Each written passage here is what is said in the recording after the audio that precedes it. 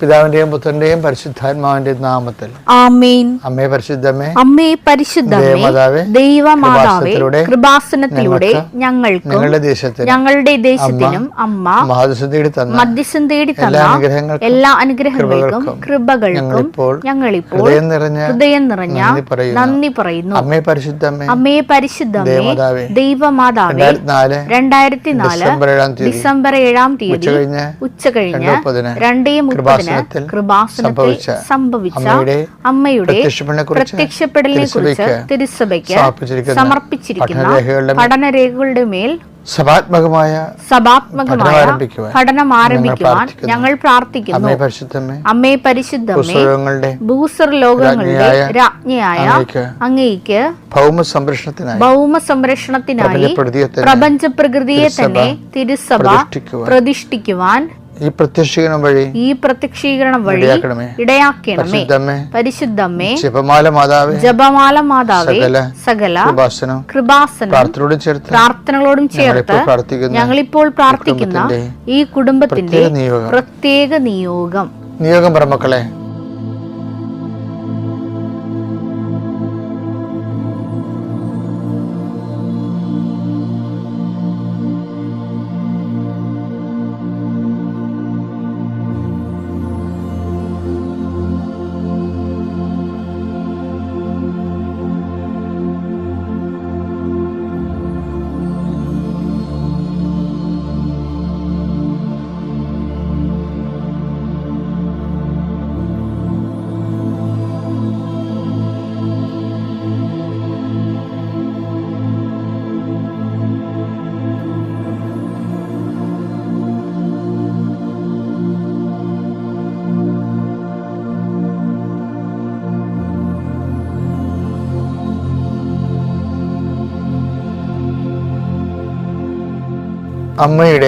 അമ്മയുടെ പ്രത്യക്ഷീകരണത്തിന്റെ ഈ അനുഗ്രഹവേളയിൽ ഞങ്ങൾക്ക് സാധിച്ചു തരുവാൻ കനിയണമേ. ആമേൻ. വിശ്വാസ പ്രമാണം. സർവശക്തനായ പിതാവും ആകാശത്തിന്റെയും ഭൂമിയുടെയും സൃഷ്ടാവുമായ ദൈവത്തിൽ ഞാൻ വിശ്വസിക്കുന്നു. അവിടുത്തെ ഏകപുത്രനും ഞങ്ങളുടെ കർത്താവുമായ ഈശോമിശിഹായിലും ഞാൻ വിശ്വസിക്കുന്നു. ഈ പുത്രൻ പരിശുദ്ധാത്മാവിനാൽ ഗർഭസ്ഥനായി കന്യകാമറിയത്തിൽ നിന്ന് പിറന്ന് പൊന്തിയോസ് പീലാത്തോസിന്റെ കാലത്ത് പീഡകൾ സഹിച്ച് കുരിശിൽ തറയ്ക്കപ്പെട്ട് മരിച്ച് അടക്കപ്പെട്ട് പാതാളങ്ങളിൽ ഇറങ്ങി മരിച്ചവരുടെ ഇടയിൽ നിന്ന് 3-ാം നാൾ ഉയർത്ത് സ്വർഗത്തിലേക്ക് എഴുന്നള്ളി സർവശക്തിയുള്ള പിതാവായ ദൈവത്തിന്റെ വലതുഭാഗത്തിരിക്കുന്നു.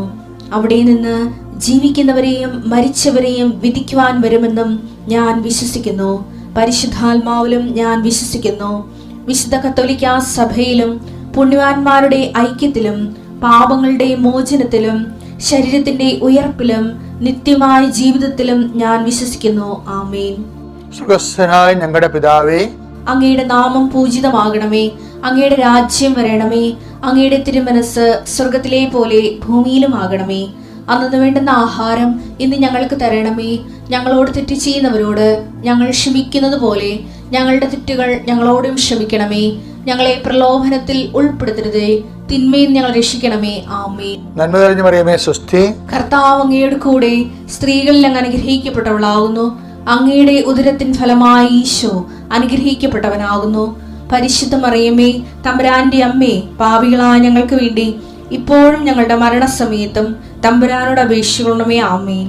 കർത്താവേ, നിന്റെ ഉന്നതമായ നാമത്തിന് സ്തോത്രം ചെയ്യുന്നു. കർത്താവേ, നിന്റെ വിശുദ്ധ പൗരോഹിത്യത്തെ മഹത്വപ്പെടുത്തണമേ. കർത്താവെ, സഭയിലുള്ള സാന്നിധ്യം പ്രകടമാക്കണമേ. ഈശോ, ഇപ്പോൾ ഞാൻ പ്രാർത്ഥിക്കുന്ന മക്കള് അവരിന്ന് യാത്ര ചെയ്യുന്ന ഓരോ വീഥികളും കർത്താവിൻ്റെ നാമത്തിൽ അനുഗ്രഹിക്കപ്പെടട്ടെ.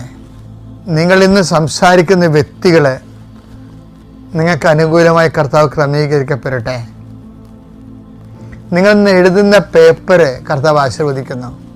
നിങ്ങളിന്ന് ഒപ്പിടുന്ന ഒപ്പുകളെ നിങ്ങൾക്കൊരിക്കലും തിരിച്ച് നിങ്ങൾ ഉപദ്രവിക്കാതിരിക്കാനും ഭാവി നിങ്ങൾക്ക് അനുകൂലമായി അത് മാറാൻ കർത്താവ് അതിൻ്റെ ഉള്ളിലുള്ള തിന്മകളെ കർത്താവ് നിർവീര്യമാക്കട്ടെ.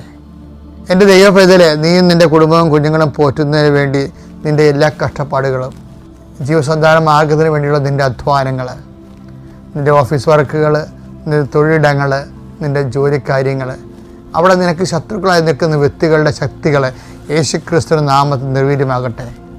എൻ്റെ കുഞ്ഞുങ്ങളുടെ വിവാഹങ്ങൾ, അവരെ കെട്ടിച്ചയച്ചിരിക്കുന്ന പാട്ടിൽ സ്ഥലത്തുണ്ടാകുന്ന വിഷമതകൾ,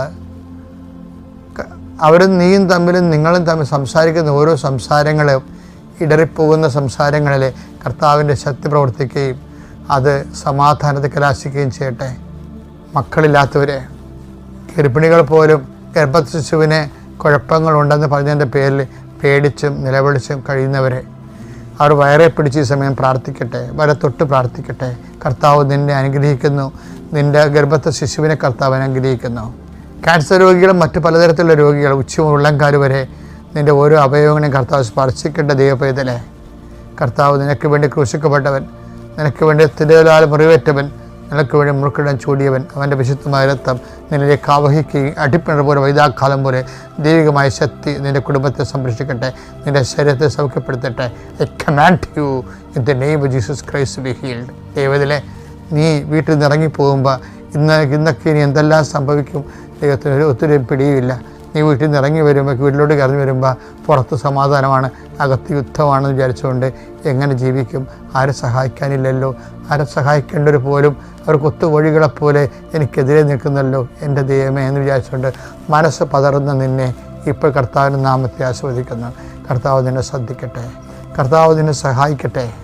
നിൻ്റെ തിന്മ വിചാരിക്കുകയും നിൻ്റെ നഷ്ടം ആഗ്രഹിക്കുകയും ചെയ്യുന്നവരെ കർത്താവ് ബന്ധിക്കട്ടെ. Lord Jesus Christ, pour out his spirit. എൻ്റെ കർത്താവെ, ഞാൻ ആർക്കെല്ലാം വേണ്ടി പ്രാർത്ഥിക്കുന്നു. 39 വർഷം ഞാൻ അർപ്പിച്ച കൃപാന്റെ യുഗതയാൽ നീ എന്തെല്ലാം കാലത്ത് എന്നോട് കാണിച്ച കാരുണ്യവും, നീ എൻ്റെ പേര് കേൾക്കുമ്പോൾ എന്തെല്ലാം നിനക്ക് സന്തോഷം തോന്നിയിട്ടുണ്ടോ, ആ സന്തോഷ നിമിഷങ്ങളെ പ്രതി നിൻ്റെ അവകാശമോഹരമായ ജനങ്ങളെ നിൻ്റെ നാമത്തെ ആസ്വദിക്കുന്നു.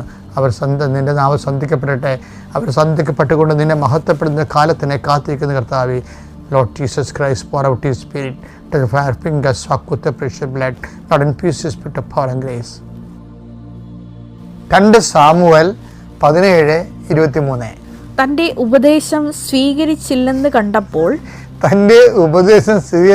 കണ്ടപ്പോൾ അഹിതോഫേൽ കഴുതയ്ക്ക് ജീനിയിട്ട് തന്റെ പട്ടണത്തിലേക്ക് പോയി വീട്ടുകാര്യങ്ങളെല്ലാം ക്രമപ്പെടുത്തിയതിനു ശേഷം അവൻ തൂങ്ങി മരിച്ചു. രാവിലെ വെളുപ്പിനെ എഴുന്നേറ്റിട്ട് ഒരു സന്തോഷ വാർത്ത അറിയിക്കുകയാണ്. എന്തെന്ന് പറയാൻ കാരണം, ഇത് ഞാനീ പറഞ്ഞത് കേൾക്കണമെങ്കിൽ ഇന്നലത്തതോടെ ഒന്ന് കേൾക്കണം കേട്ടോ. ഇന്നലെ എന്താ പറഞ്ഞത്? ഇന്നലത്തെ വായിച്ചേ, അതായത് 2 സാമുവേൽ 15:31 വായിച്ചേ. അഹിതോഫേലും അബ്സലോമിന്റെ ഗൂഢാലോചനയിൽ ചേർന്നെന്ന് അറിഞ്ഞപ്പോൾ ദാവീദ് പ്രാർത്ഥിച്ചു, കർത്താവേ, അഹിതോഫേലിന്റെ ആലോചന വ്യർത്ഥമാക്കണമേ. അത് തൂങ്ങി മരിക്കണമെന്ന്, അവന്റെ കുടുംബം മുടിഞ്ഞു പോകണമെന്ന് ഒന്നും പ്രാർത്ഥിച്ചില്ല. പക്ഷെ കർത്താവിന്റെ ദാസനെ അങ്ങനെ ആർക്കും എഴുതി തള്ളാൻ പറ്റത്തില്ല. ശക്തനും ധീരനുമായിരിക്കുക. എന്താണ് യോശുവയ്ക്ക് കൊടുക്കുന്ന ഉപദേശം? എന്താണ്? ശക്തനും ധീരനുമായിരിക്കും. യോശുവ 1:9. ശക്തനും ധീരനുമായിരിക്കണമെന്നും ഭയപ്പെടുകയോ പരിഭ്രമിക്കുകയോ ചെയ്യരുതെന്നും നിന്നോട് ഞാൻ കൽപ്പിച്ചിട്ടില്ലേ? നിന്റെ ദൈവമായ കർത്താവ്, ദൈവത്തിന്റെ കാര്യമാട്ടോ, നിന്റെ ദൈവമായ കർത്താവ് നീ പോകുന്നിടത്തെല്ലാം നിന്നോട് കൂടെ ഉണ്ടായിരിക്കും. എൻ്റെ മക്കൾ, ഈ ആത്മീയ ജീവിതം ഉണ്ടല്ലോ, ഒരു വല്ലാത്ത ജീവിതമാണ്. നമ്മളെ പല ആൾക്കാരും മതജീവിതം എന്നാ പറയുന്നത്. മതജീവിതമാണ് അനുഷ്ഠിക്കുന്നത്, ആത്മീയ ജീവിതമല്ല. നിങ്ങൾക്കത് മനസ്സിലാക്കിക്കൊള്ളും പിന്നീട്. പല ആൾക്കാരും ആത്മീയ ജീവിതം എന്ന് പറയുന്നത് മതജീവിതവും ജാതി ജീവിതവുമാണ്. കേരളത്തിലാണ് ഏറ്റവും കൂടുതൽ മതജീവിതവും ജാതി ജീവിതവും ജീവിക്കുന്നവരുള്ളവർ. They are not actually leading the spiritual life, especially biblical spirituality. Biblical spirituality എന്ന് പറയുന്നത് ദൈവത്തിൻ്റെ വചനങ്ങളെ അടിസ്ഥാനപ്പെടുത്തിക്കൊണ്ടുള്ള ഒരു നിലപാടും നയവുമാണ്. അതാണ് ജോഷുവോട് പറയണത്. ശക്തനും ധീരനുമായിരിക്കണം. നീ കൂടുന്നിടത്ത് ഞാൻ കൂടെ ഉണ്ടാകും. പിന്നെ നിനക്കെന്താ പ്രശ്നം? അബ്സലോമിൻ്റെ കൂടെയാണ് അഹീതോഫെൽ ചേർന്നത്. ദാവീദിനെ പാരയും സൂചിയും വെക്കാൻ ചേർന്നതാണ്. അപ്പോൾ ദാവീദ് എന്ത് ചെയ്യും? കർത്താവേ, എനിക്കാരുമില്ല, എന്നെ സഹായിക്കണേ, ഒന്നും പറഞ്ഞില്ല. ദാവീദ് പ്രാർത്ഥിച്ചു. എന്താ കാര്യം? ദാവീദ് പ്രാർത്ഥിക്കുമ്പോൾ, സങ്കടം കൊണ്ട് പ്രാർത്ഥിക്കുമ്പോൾ ദാവീദ് പ്രാർത്ഥിക്കണം എന്താണ്? ആരെല്ലാം ഇങ്ങനെയൊക്കെ തള്ളി പറഞ്ഞാലും, കർത്താവ് ഗൂഢാലോചന നടത്തിയാലും എന്താണ്? അങ്ങയുടെ തിരുസന്നിധിയിൽ എന്നെ തള്ളിക്കളയരുത്, അങ്ങയുടെ പരിപാലനം എന്നെ എടുത്തു കളയരുത്. അതൊക്കെയാണ് ദാവീദിൻ്റെ പ്രാർത്ഥന. വായിച്ചേക്ക് സങ്കീർത്തനം 51:11. അങ്ങയുടെ സന്നിധിയിൽ നിന്ന് അങ്ങ് ശപിക്കപ്പെട്ടതുപോലെയാണ്. നിന്റെ കുടുംബത്തിൽ നിന്ന് ഇനി വാള് നീങ്ങിപ്പോകത്തില്ല എന്നൊക്കെ പറഞ്ഞ് ശപിച്ചതാ. വാള് നീങ്ങിപ്പോകത്തില്ല എന്നൊക്കെ പറഞ്ഞ് ശപിക്കാം. വാള് നീങ്ങത്തുമില്ല. പക്ഷേ വേറെ ഒരുത്തൻ വന്ന് അവൻ്റെ കൈ ചൂണ്ടിയാൽ, അഹീതോഫെൽ ചെറിയൊരു ടേസ്റ്റ് നോക്കിയതാ. ഇവൻ ശപിക്കപ്പെട്ടവനാണ്, നാഥാൻ ഇവനെക്കുറിച്ച് ഇങ്ങനെയാണ് പറഞ്ഞിരിക്കണത് എന്നൊക്കെ പറഞ്ഞുകൊണ്ട് അബ്സലോമിൻ്റെ കൂടെ കൂടിയതാണ്. പക്ഷെ എന്നാ പറ്റി? സ്വയം എരിഞ്ഞിടങ്ങിപ്പോയി. അതുകൊണ്ടാണ് പറയണത് I will come with you wherever you go. അതുകൊണ്ട് ഒരു ആധ്യാത്മികത എന്ന് പറയുന്നത് ഒരു നിലപാടും ഒരു നയവും ഒരു സമീപനവുമാണ്. സ്പിരിച്വൽ ലൈഫ് എന്ന് പറഞ്ഞാൽ സുവിശേഷ വിഹിതമായ വചനാനുസൃതമായ ഒരു നിലപാട്, വചനാധിഷ്ഠിതമായ ഒരു സമീപനം, നയം. നിങ്ങളെ ഈ നാഷണൽ ഹൈവേ, ആത്മീയമായ ദേശീയപാതയിൽ നിന്ന് എന്നെ തള്ളിക്കളയരുതേ എന്നാണ് ദാവീദ് പ്രാർത്ഥിക്കുന്നത്. വചനാധിഷ്ഠിതമായ നയം എന്താണ്? ആ സമയത്ത് പ്രാർത്ഥിച്ചു, അത്രയേ ഉള്ളൂ. ദാവീദിൻ്റെ എപ്പോഴും അങ്ങനെ. അവന് ചങ്ക് പൊടിഞ്ഞു കഴിഞ്ഞാൽ ആളുടനെ പ്രെയർ ചെയ്യും. ചിലപ്പോൾ മണിക്കൂറോളം ചെയ്യും. കൊച്ച് മരിച്ച ബേർഷീബാക്ക് കേസ്, ആ കൊച്ച് ജീവിക്കാൻ വേണ്ടി പ്രാർത്ഥിക്കാൻ കയറിയ ദാവീദ് 3 ദിവസം ചാരവും പൂശി കട്ടിലടി കിടന്നു. പ്രേയറിന് എന്നാ പവറിലാണ് ഈ മനുഷ്യൻ, അത് ആണ് പ്രാധാന്യം കൊടുക്കുന്നത്.